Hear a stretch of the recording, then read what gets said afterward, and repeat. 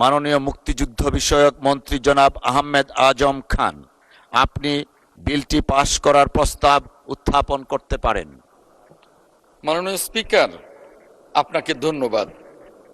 আমি আহমেদ আজম খান, মুক্তিযুদ্ধ বিষয়ক মন্ত্রী, প্রস্তাব করিতেছি যে জুলাই গণঅভ্যুত্থানে শহীদ পরিবার ও জুলাই যোদ্ধাদের কল্যাণ ও পুনর্বাসন সহ গণঅভ্যুত্থানের মর্ম ও আদর্শকে রাষ্ট্রীয় ও জাতীয় জীবনে সুপ্রতিষ্ঠিত করা এবং ইতিহাস সংরক্ষণের উদ্দেশ্যে আনীত বিলটি জুলাই গণঅভ্যুত্থানে শহীদ পরিবার এবং জুলাই যোদ্ধাদের কল্যাণ ও পুনর্বাসন বিল 2026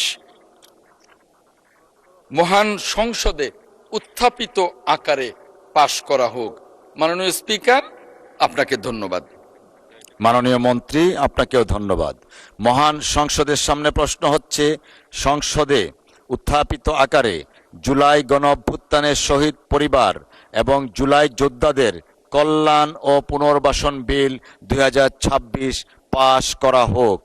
যারা এই প্রস্তাবের পক্ষে আছেন তারা হ্যাঁ বলুন। যারা এ প্রস্তাবের বিপক্ষে আছেন তারা না বলুন। আমার মনে হয় হ্যাঁ জয়যুক্ত হয়েছে, হ্যাঁ জয়যুক্ত হয়েছে, হ্যাঁ জয়যুক্ত হয়েছে। অতএব সংসদে উত্থাপিত আকারে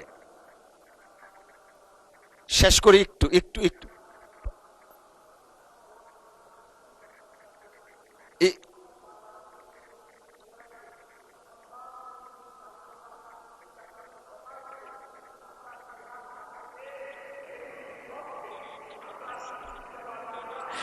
মাননীয় সদস্য, আমি এটা নোটিশ করেছি। আপনি এবং আপনার পাশের জনাব আক্তার হোসেন, আপনারা দুই হাত চাপিয়েছেন, নোটিশ করেছি। ধন্যবাদ। অতএব সংসদে উত্থাপিত আকারে জুলাই গণ